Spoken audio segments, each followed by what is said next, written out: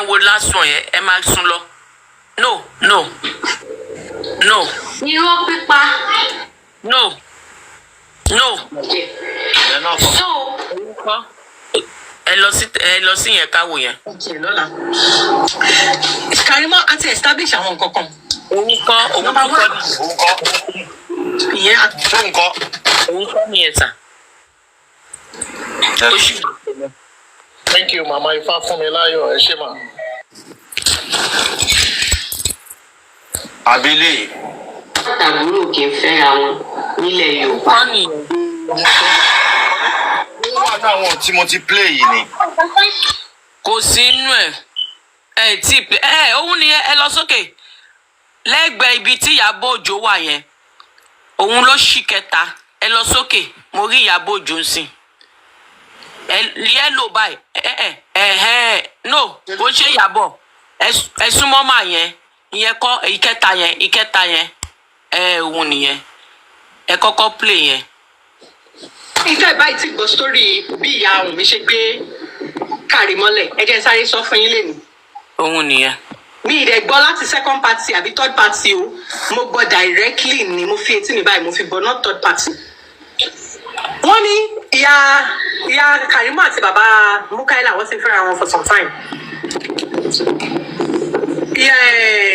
Along the line wọ́n ṣà ń bá àníyàn ìfẹ́ wọn lọ wọ́n ṣe bọ̀. Ìyá Karimo máa lọ sí Abẹ́òkúta lọ kí ìyá ẹ̀ wọ́n máa padà wá sẹ́kọ̀ọ́ lọ́dọ̀ àwọn ìyá ẹ̀ wọ́n ṣà ń ṣe wọ́n lọ wọ́n ṣe wọ́n mọ̀. Ó nígbà tó wá yá ìyá Karimo náà wà lọ́dọ̀ wọn bóyá step mother ẹ̀ àbí kíní kan ṣá step mother wọn. Ìyá Karimo wá notice pé àwọn lóyún wọn ò pé àwọn ọ̀dẹ̀ mọ bó ṣe ń ṣe wọn àwọn kọ̀ rí aláìsí àwọn lóyún nípa wọn ní à. Ok ìyá step mother bá notice pé ìyá Karimo lóyún ló bá ní àwọn máa ti lóyún ta ló lóyún àbọ̀ ọkọ mi ní boyfriend mi ibo ló ń gbé ibi báyìí ló bá wá bàbá Karimo lọ bàbá Mukaila lọ ní Èkó ìgbà tó máa pàdé bàbá Mukaila ló bá ní à oyún ti délẹ̀ o báyìí ni o àti mi ṣe ṣe òní rẹ̀ lè ṣẹ́yìn o mi ò mọ bá ṣe máa ṣe léyìí o Mukaila bá ṣàyàrí kan lè ṣàpé à òun ò fẹ́ oyún yìí o bá 300 àbí 30 naira lọ yọ òun ò ṣe step mother ya Karimo step mother àti ìbejì mọ̀kẹ́ wá ní à láíláí àwọn ò ṣẹ́yìn wọ́n ní ọ̀dẹ̀ ti jíṣẹ́ fún pé kó ṣàṣọra lẹ́nu ìjọba ìta yìí pé àwọn ò lè ṣẹ́yún báwo kíníkan wọ́n ní lẹ́yìn bíi ọ̀sẹ̀ mélòó kan ni bàbá yẹn bá ní ó dá tó bá mọ̀ kó lè ṣẹ́yún màámi wọ́n wà lábẹ́ òkúta lọ bá màámi sọ̀rọ̀ màámi àtọ́jú oyún. At that time one of the reasons tí bàbá Karimo fi fẹ́ oyún Karimo torí pé wọ́n lẹ́lòmíì tó ń fẹ́ tíyẹn náà dẹ̀ ti lóyún sígbà kan náà. Ìgbà tí ìyá Wunmi máa wá ṣàdé Abẹ́òkúta lọ́dọ̀ màmá yẹn ní tilẹ̀ tọ́ lọ́rùn wọ́n ní màmá yẹn dá wọ́n ní màmá yẹn dẹ̀ gbà wọ́n tọwọ́ ó gbà wọ́n tẹ̀sí pé ó ti lóyún nǹkan yẹn òun di méjì kí inú bíyàn kò sí wàhálà máa wà ń bí màmá tọ́jú oyún. Ẹnì kejì náà tó lóyún ìyẹn náà wà bẹ́ẹ̀ náà lọ́dọ̀ màmá yẹn wọ́n ní màmá yẹn ọjà aṣọ ni màmá yẹn ń tà màmá yẹn ṣàfihàn ọjà aṣọ yẹn hàn àwọn ìyàwó méjèèjì pé báyìí àwọn ìyàwó àkọ́kọ́ which is ìyá tó wà nílé Mukaila lọ́wọ́lọ́wọ́ kò fẹ́ fi ojú rí ìyá Karimo wọ́n ṣàṣàwà mẹ́ṣà ìyá Karimo ṣà mánéjẹ ní ìjà ọlá ìjà ìgbà tó ṣàṣe àwọn méjèèjì ṣàbímọ ṣá bóyá 3 or 6 months apart or something like that ló wà láàrin àwọn méjèèjì ọmọ ìyá ìlú àti Karimo. Wọ́n ṣe tún bímọ yẹn ogun yẹn ò dúró wọ́n ní ogun yẹn pọ̀ wọ́n ní ogun yẹn ò stop bàbá Karimo èmi tó bá jẹ́ àní kí ìyá Karimo máa kọ́ ẹrù kó máa lọ owó tí lóun fọmọ tẹ́lẹ̀ ìyá àgbà yẹn á tún bá wọn parí ẹ̀ tó bá tún jà lọ́la á tún ní kó tún máa kọ́ ẹrù kó tún máa gbé Karimo lọ òun ò ṣe mọ́ ìyá àjà tuntun á tún bá wọn parí ẹ̀ wọ́n nígbà tó di state kan tó sún ìyá Karimo bá ní òun ò lè wá kú síbí báyìí òun lọ ló bá bẹ̀rẹ̀ sí ní di ẹrù ẹ̀ lọ́jọ́ náà pé èmi yìí tó ti ní kí n máa lọ mo ti wá ń lọ lẹ́yìn mo lọ sọ́dọ̀ àwọn ẹbí mi tó bá máa jù mí síta ní kó jù mí síta mo fún yín ní summary ni o ọjọ́ kan máa tẹ́ pé máa jókòó á sọ full story pẹ̀lú details gidigidi àti time frame. ṣàṣẹ yẹn gbogbo eléyìí ló pa Mohbad. wọ́n ṣàṣe ìyá ẹ̀ ṣàwọn ń di ẹrù ìyá ẹ̀ wá ní òun wá rántí pé òun fún àwọn aṣọ Karimo wà ní bébì nígbà yẹn. tó bá jẹ́ pé ẹ̀yin gan tẹ́ ń sọ story yẹn wà ókè ṣé irú eléyìí ṣé ara kú tó pa Mohbad lélẹ́yìn ni ṣé ara justice ni story Karimo nínú justice.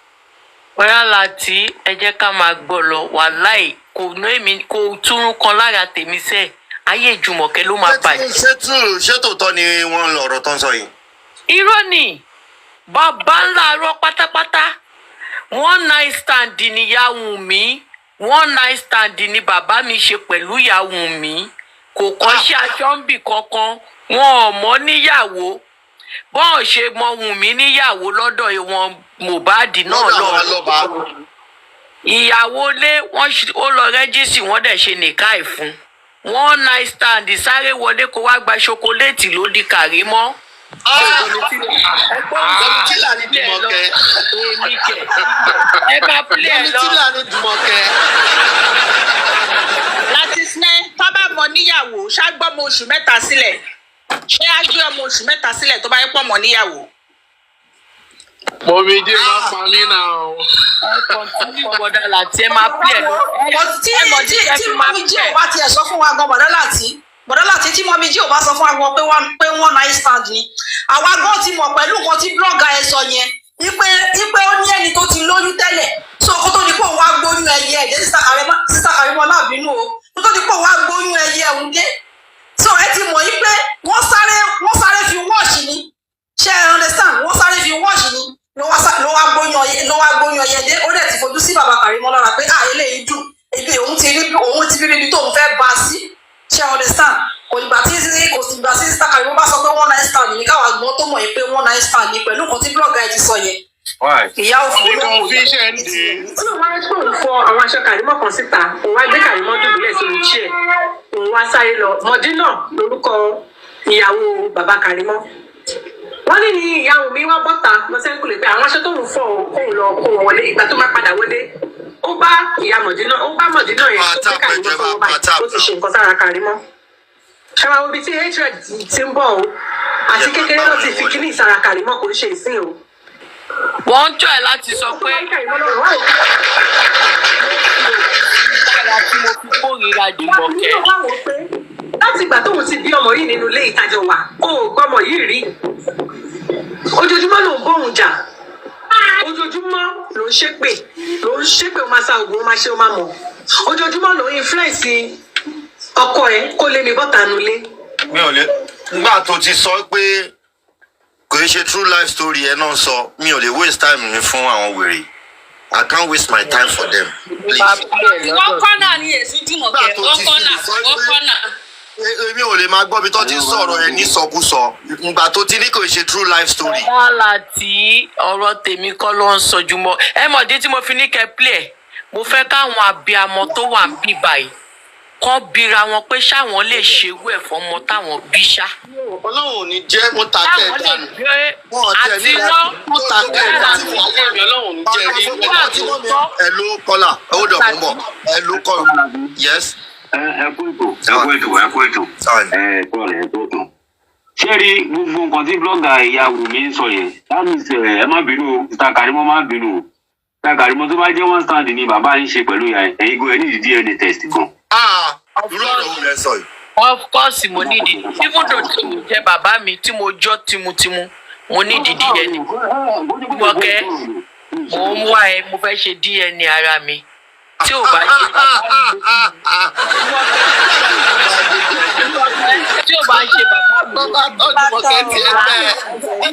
ṣe bàbá mi ló bí mi àti àní bá mi gbé orí ẹ̀. Karimo bíkọ́ irinkurin tí mọ́mì yín rìn yìí ti pọ̀ jù. Ó pọ̀ jù ó dóko jàjà lọ Jùmọ̀kẹ́ ó dóko jàjà lọ Jùmọ̀kẹ́ lè dógbọn. Because káwọn ti bí tó máa sọ. Ẹsẹ̀ ẹ wá fún Wunmi Jùmọ̀kẹ́ ní Wunmi jọ̀dẹ̀. Ẹjọ́ ẹ ó dọ̀rẹ́ jẹ́ kí kọ́lá ìsọ̀rọ̀ ẹjọ́ ẹ wọ́n mi ni mò ń gbọ́ yín. Ẹ máa wọ ọ̀rọ̀ tí blọ́gà yẹn sọ kó má lọ jọ kó mí pé kó sọ pé bàbá Wunmi bàbá Karimo kọ́ ni Karimo. Àṣé so Wunmi ní ìyá Wunmi ní Wunmi jọ bó ṣe lè dó gbogbo everybody náà. Exactly. Kó jẹ́ pé mo bú Karimo ẹyẹ sọ fún kó lọ ṣe kó lọ kó nǹkan kó sáré báyìí kó ṣe kó mọ̀.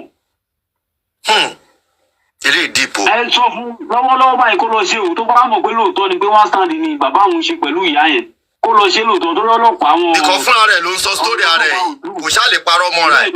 Ọ̀nà stand ni o. Ìwọlé kò máa gbé nǹkan mi tó máa gbé àràbù jáde kó dẹ̀ wá jẹ́ pé lóòótọ́ ìgbà tó bá máa find out pé kò ṣe bàbá òun lòun ń pè ní bàbá àdá ni máa fi gé orí ẹ̀, àdá láàmú ni máa fi gé orí ẹ̀ bọ́lẹ̀ tí ó bá ṣe bàbá mi ni bàbá mi jù mọ́kẹ́. ẹ máa bẹ́ tó lọ. Karimo ṣé o lè ṣe ìwọlé mi yẹn ni. ẹ̀mí kí ni ṣé DNA kí ló fi ń ṣèyàn. Karimo lọ sí CVS lọ ra DNA kit bá a send ẹ sí èmi ò ń ronú bíi Nàìjíríà. Karimo ìwọ gan lè ṣe fúnra ara ìwọ tí ẹ lè ṣe àǹdù yẹn fúnra ara ìgbà ó ti ronú yẹ. bíi Nàìjíríà 100%. kí dáadé mọ́lẹ̀ kó sẹ́ndì manipulative ẹ̀. ní tó fi manipulate èèyàn Nàìjíríà yẹn kò sí lọ́pọlọ tèmi bí o. I will do the right. ẹlẹ́yìn ṣe DNA tó I máa will take do 40 the right. months kò ní láti Right ni máa ṣe. take 40 months immediate result ni. Okay, immediate result ni àgbàlagbà báyìí. Home kit wà, home kit DNA wà. Tíwà tó máa rà kó lọ rà ní fámásì ẹsẹ̀kẹsẹ̀ la máa mọ̀ bóyá ìyá Karimo gbọ́mọ àlè wá fún bàbá Karimo. Ẹ tún fẹ́ lọ tún DNA test wá ti jápọ̀ báyìí wọ̀ lọ DNA test èèyàn mélòó Bí la lè ṣe. ọ̀lẹ́ bá di púpọ̀ yahoo mìíràn bá béèrè kọ́tọ̀dà. Kọ́tọ̀dà di púpọ̀.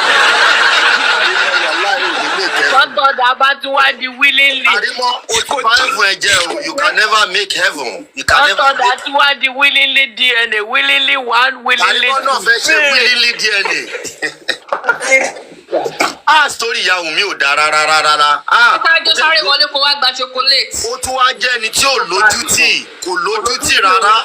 Kò lójútì o fúnra rẹ̀ ló tún fẹ̀dí ara ẹ̀ síta àwọn ọmọ ẹ̀. Ayé ẹ̀ àwọn ọ̀la ẹ̀ ń bàjẹ́. Ó dẹ̀ ń wà láàrin wọn, mi ò rí ìyà tó wà láàrin àwọn ọmọ ẹ̀ tó dẹ̀ ń yẹ́yìn ara wọn kọra wọn one by one. ọjọ́ ọ̀la rẹ̀ jẹ́. Ọdún bó ṣe máa ń ṣe kí Mohbad tó kú nìyẹn. Ó máa ń bà mí jẹ́ lójú àwọn àbúrò mi méjèèjì.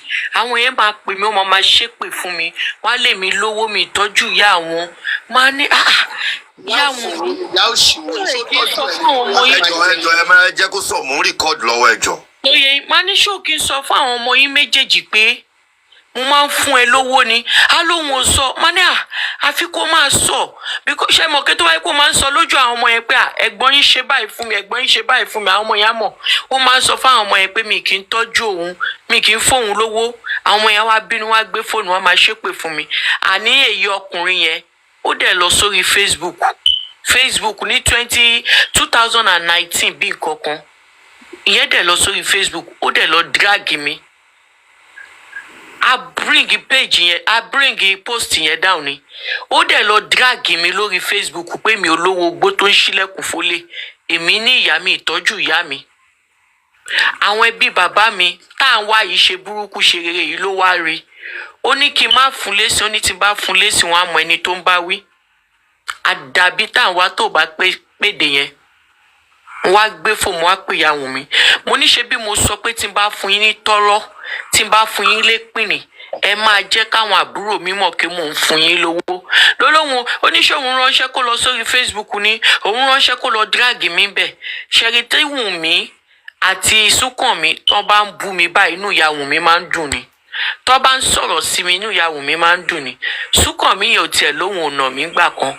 Bàbá Jordan ọkọ mi ló sọ fún pé bó ṣe máa ń búyàwó òun kò kí ń dùn mọ́ òun nú, but àná ni òun ò fẹ́ dá sí i. Àmọ́ tó o bá ṣe mistakenly gbé ọwọ́ sókè pé o fẹ́ ṣíwọ́ nu ẹ̀gbọ́n ẹ̀, òun á lù ẹ̀ wọ́n á pa ẹ́ bí ejò. Ó fẹ́ ná ìyàwó mi. Ó fẹ́ ná ìyàwó ẹ̀, òun á nù ẹ̀ wọ́n á pa ẹ́ bí ejò àìjẹ́. Torí mi kan ṣe mo nà ẹ̀gbọ́n ìyàwó mi nígbà tó ń ṣe èrè. Mo nà ẹ̀gbọ́n ìyàwó ọmọ mi. Àná yín bọ̀dá Òun á nù ẹ̀, òun á pa ẹ́ bí ejò Rẹ́kọ̀dì yóò dá àìjẹ́. èyí tún náà nà yín. Jẹ́gẹ́tì. Ìyẹn náà ya wèrè sí náà. Mo nà náà kú náà. Lẹ́yìn gbogbo nǹkan tó ń ṣe yìí tí ìyá Wunmi ń ṣe, ẹ̀yin tẹ̀ wá ń ta ló ń jọ lójú. Ó ti ń ṣe nǹkan yẹn láàrin àwa ọmọ ẹ̀ tẹ́lẹ̀. Ó dẹ̀ wá láàbúrò kan. Àwọn àbúrò ẹ̀ dẹ̀ máa ń sọ fún àwọn àbúrò ẹ̀ bíi méjì kan. Wọ́n máa ń sọ fún pé àǹtí mi, ìwà tẹ̀ ń wù láàrin àwọn ọmọ yín yìí ò dáa. Àǹtí mi ẹ yé tú àárín àwọn ọmọ yín, ẹ yé dá àárín àwọn ọmọ yín rù. Olúwa délẹ̀ báyìí, ó ti délẹ̀ báyìí. Ó dẹ̀ ti bàjẹ́, àárín yẹn ti bàjẹ́. Wo tẹ́ni tí bá ṣe àwọn ọmọ mi Jùmọ̀kẹ́, wàá fojú sunkún mọ́ mi, wàá fojú sunkún Súnkànmí. Èmi ò àwọn ní favourite yẹn mo ti gbà. Àwọn làyò ẹ èmi ti gbà. Mi ìdá ẹlẹ́bi. tó bá yẹ kó o fọṣọ ọ̀gbẹ́ mi kó o fún mi lọ́yàn kó o ṣe wàhálà lórí mi wàá mọyì mi o ò lè mọyì mi torí ò ṣe wàhálà lórí mi. tọ́ ó yá sọ̀rọ̀ kí n lè gbá àwọn èèyàn wà ń sálẹ̀ kí n lè gbá àwọn èèyàn wọlé ta ló fẹ́ sọ̀rọ̀ ọmọ. àǹtí Karimo ṣe rí mo fẹ́ kẹ́ yọ kinní kan kúrò nínú option tẹ máa ń fún wípé tí nǹkan kan bá ṣe àwọn ọmọ mi àǹtí Karimo irọ́ ikú náà máa ń pa má dà sí nǹkan kan tí nǹkan kan lè fún àwọn ọmọ yín ṣe. I mute for now. Let's power tap please. Ọmọ àbí let's talk. You can unmute yourself and talk. Kí lẹ rí sí gbogbo ọ̀rọ̀ yìí? Kàyéfì ńlá rèé o. Onílé ọlá.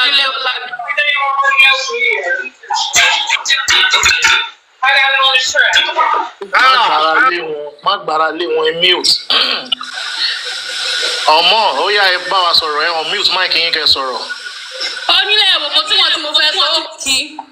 Mo mọ̀ pé sáré wọlé ni màmá. ẹ wá já sáré play kìíní ẹjọ ẹgbẹ gbọ́n bí ẹjá gbọ́n mi.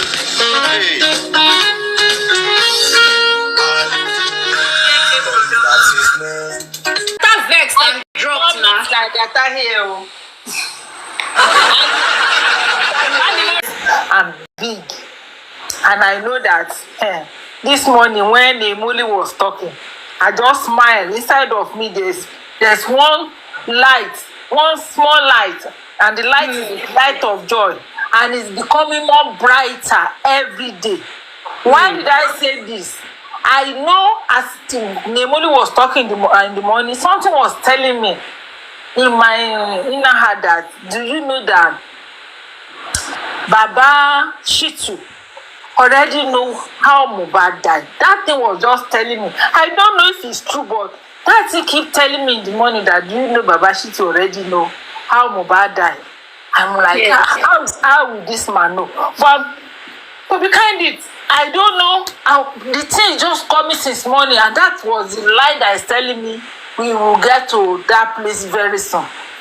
Anyways, Baba Mohbad, I know you cannot see Mohbad again. Even though you want to go to mortuary and look at Mohbad, that is not Mohbad again, because he cannot talk to you. He cannot look at you. He cannot say, my daddy, have you eaten? My daddy managed 10,000. Those ones cannot happen. But at least you will find closure. That's okay. And then when you find that closure, you will now realize and acknowledge your mistake on Mohbad. Then you will now take every lesson learned to apply to other ones. And the other ones, the other kids that you have, they will now see that, we cannot make the same mistake our brother made, and they will learn from it again. Even the Abiyamos are talking here and everywhere. We both know that we learn. We are learning. We are doing it gradually. But what I can tell everybody is that only if you are not human that you will not learn anything from this Mohbad case. Mohbad, when he was alive, he was good. At least there are people that Mohbad was good to, and there are people that Mohbad ran to, and there are people that is behind Mohbad. But there is one mistake that Mohbad made that I would let everybody to sit down and think about it. When you are climbing a stairs, it is hard for you to climb. Don't drag another person with you as you are climbing. That is the only thing I want us to look into in this Mohbad case. Everybody around Mohbad, they were Mohbad age group, friends from Karimo and all that. Mohbad did not want to climb that up alone, and Mohbad pack all of them and say, let us begin to push, so that by the time we arrive together. Their mindset is different from Mohbad mindset. Mohbad wants all of them to be there together, so that nobody will be left behind. But Mohbad never knew that this is what they have for me. What they have for me is, we won't let you get up. We will drag you, we will sit down at the base or basement with us. And this is what happened. When they were dragging Mohbad not to climb, along the line, they killed Mohbad because he was still trying to climb when they asked him not to climb. When they are preventing him to climb, because I don't know how a 26, 27-year-old man will rented or buy a house, or maybe the house is installment, I don't know, in Nigeria of today. From the village called Berigbe in Ikorodu, find his way to at least a minimum level, and is bringing all of you from the slum together to live with him in that small house of his, and open the door of his house to bring all of you so that you can see he's ready to partner with you in one level or the other. But their mind is far away from where Mohbad is foreseen. If he had known or if he had listened, because I won't say if he had listened, I don't know if his father talked to him about that, or if there's someone that talked to me about that. They move on. Mohbad died in that house. Let us even say they are not, the 15 people living there are not around when Mohbad died. Mohbad they came back together on a Monday morning from a show. Throughout Monday, from 12 until middle of the night, Mohbad did not come out. Adura was there. Adura was in that house. Mohbad did not come out. DJ Bami was in that house. Mohbad did not come out. And nobody, where I'm going now, nobody out of all these people that is within Mohbad's house asked see why that Chemo ni jeuni. Nobody asked that. Nobody asked and say Chemo ni jade ko wa lo jeuni. Show order unje fun sinu yara ni. Even though you people don't go to his room. When the wife is coming out and going now, show bonje lo fun ni. Cheko ni jeuni. And from there, I say mo pe to ba lo bonje fun ko jade wa jeuni, because I know how it is when you are checking on your person. These people did not tell us how Monday went. Who Mohbad talked to? Did Mohbad make phone call? Did he send a text message? Did he tell them he want to rest? Or what really happened on Monday? Every story of Monday eluded, cleaned, nothing. Like Mohbad never exists again on Monday. They are telling us now that Mohbad never exists on Monday, but later come and exist on Tuesday. We all know how when you lose your phone, how you feel. To everybody listening, we know our phone is part of our business these days. If you are an hairdresser, if you are a mechanic, if you are a teacher, if you own businesses, people will call you on your phone to transact this. Like you said, you will not come out to be enjoying yourself, but you will eat. That 3 days, food must enter the house. You guys will not go fasting. This is a young man that went to dancing. His lungs was used. His energy was used. The water, everything was drained. Definitely on Monday, he's supposed to replenish that body back. You have not told us how he managed to replenish his body. Because one tí a bá tiẹ̀ tí ṣe kíní kan rí amẹ́sẹ̀ kò tí lọ. I know that there's an adage like that. So now when they are asking you questions and you are hiding, and there's one thing I want you to know, see why, if you are here or your agent is around here, the wife to Timothy is always looking for every opportunity to speak to television station, newscaster, anywhere she wants to tell her story. You have never made it one day to say, okay, after this inquest, I want to even open my mouth in public and talk. You want her to expose herself? Because you know what you are hiding. Bíbélì sọ pé tí o bá ti sí ìdálẹ́bi ní ọkàn rẹ, ìsinmi ológo ló máa ní. And because you know you have a lot of guilt, you cannot have rest, not to talk of ológo. Because it doesn't add up. Your husband died in the house, you were there. and everybody is talking, asking you questions. If you are not hiding anything, you will always be the one that want to come out and tell your story. And I want to remind you, see why, that when they say the results come inconclusive, you call Sahara reporter. And Sahara reporter was the one telling us that Baba buried him quickly. But you forgot one thing, that the rest hospital said they ask you to take your husband of your youth, the husband of your youth, to mortuary, government-owned mortuary. But you take your husband home after they have written certification of death that Mohbad at so time was brought to our office and is certified death by an MD, medical doctor. You kept it, you take the body home, you never explain that aspect to anybody. They say when there is no action, there is no reaction. If there is action, definitely there is reaction. The action here is that you did not present Baba the certification of death to Mohbad, and the reaction is that Baba said, I don't want the body to decay, I have to bury. That's just action and reaction. But you are telling us the reaction of Baba. You don't tell the people your action, how you are involved. You told them, you find out that they wanted to bury your husband on internet. Meanwhile, your father-in-law, the father... We ask you everything you did in the midst of all your children. God, we ask you. God, we ask you, if you hear what that girl was saying this morning, what do me? Only daddy won. Even the step brothers and sisters, even the stepmother, followed you. If I would have to say, I go blind, don't call.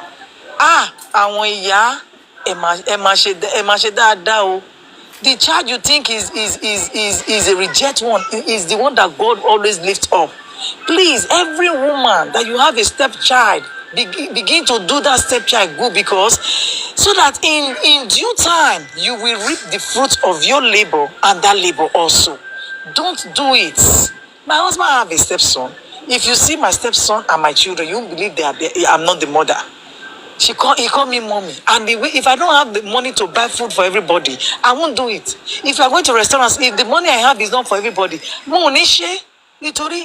in future, so that boy will not say, this woman is bad. No. Your stepchildren should be the one to sit on the table before your children. Why? Because of tomorrow. So that even if you don't pray for your children, the blessing of that boy or that girl will follow you. Please, we mothers, let's be doing good for our stepchildren. You know, Karimo, I really feel your pain. Rejected child become a cornerstone. Yes, I really feel your pain, Karimo. Don't cry. When I see you this morning, I could not hold my tears. My children was like, I say you won't understand. And it totally lost in labor room. Totally jìyà. Gbogbo ìdí ẹ̀ wà ní hospital wọ́n ti rí. If you see somebody else's child, you will feel the pain. Ìyá Karimo, you still have more time, oh. Go and apologize to your daughter. Sincerely, hold her. Let her shed tears on your chest. Hold her on your chest. Apologize to her, even if you're on the knees for 24 hours, begging Karimo, she didn't accept you. Be there. Your knee will not kill your child. Beg her. Beg her, ya Karimo, before God will call you home. Beg her, because if you die without this girl for forgiving you, hellfire lo ma jẹ, kò sí heaven níbẹ̀ yẹn. And you know you already buy Mohbad, join your daughter to buy Mohbad. So you know there's judgment on you too. You better go and be begging, oh. Ìyá máa jẹ́ bọ́sẹ̀ kí ló ń pè ìyá Wunmi. Ìyá máa jẹ́ o. Ìyá máa jẹ́. Go and beg your daughter. Please go and beg her. Hold her. Beg her. Say, Jọ̀ọ́ Karimo, járéjì mi ọkọ mi, ẹ jọ̀ọ́. With everybody, even if you come to Badalati platform and beg, and you sincerely, everybody will beg Karimo for you. I mean, Karimo will listen to Badalati. Please beg her. Okay, this is all I have to say. God bless every one of us. Thank you so much, ma. Thank you for that submission. Thank you. Now, let me quickly pick something from what you have just said last. màmá tó bá jẹ́ wípé ẹ̀bẹ̀ lẹ̀ ń bẹ̀ tí gbogbo ayé rí pé ẹ̀bẹ̀ lẹ̀ ń bẹ̀ bó ti jẹ́ wípé nǹkan tẹ́ ṣe ò dáa bó tí gbogbo ayé bá rí pé ẹ̀bẹ̀ lẹ̀ ń bẹ̀ wọ́n á rí pé ìyá yìí ti feel remorse lórí nǹkan tó ṣe you get ní nǹkan tí ọmọ yín kejì náà ṣe ó dáa but tó bá sì jẹ́ pé ẹ̀bẹ̀ lẹ̀ ń bẹ̀ á rí pé ìyá yìí ní change of heart lórí nǹkan tó ṣe yìí ká máa wo nǹkan tá a lè ṣe but yín sẹ̀kẹ́ wá bẹ̀bẹ̀ you are now coming out for the second daughter you are coming out. Damage control.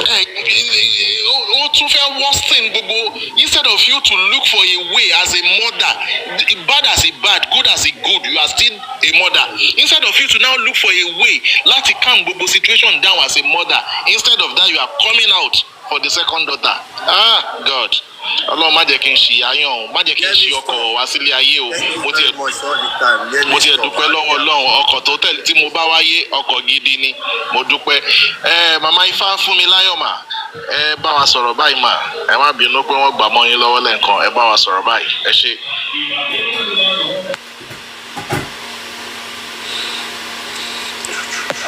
màmá Ifá fún mi láyọ̀. Okay, Simbemo, Merit, can you unmute your mic and talk to us? Mo sáyé lọ bí iṣẹ́ ni àfi sùúrù nǹkan tó lè ṣe náà nìyẹn o àti káyìn mọ́ nídìí kí ìyá ẹ̀ tọrọ dáríjì ẹ̀ṣẹ̀ lọ́wọ́ ẹ̀gàn kí gbogbo abẹ́ ọmọ kan bá ń kẹ́nu bò because àlàyé kíkẹ́ yẹn tó bá ń fẹ́ solution ilẹ̀ tó bá ń fẹ́ àtúnṣe. wèrè kí ló ṣe é mi ò ráyè òṣì o lọ́ọ́ máa kú kúkú lẹ̀ káwọn ọmọ ẹ máa gbókú ẹ̀ ń bí o ìráyè wèrè sí mò ń tọ́jú ni jàre. nígbà tẹ́ ń tọ́jú èèyàn tẹ́ tún ní wèrè ni torí Ọlọ́run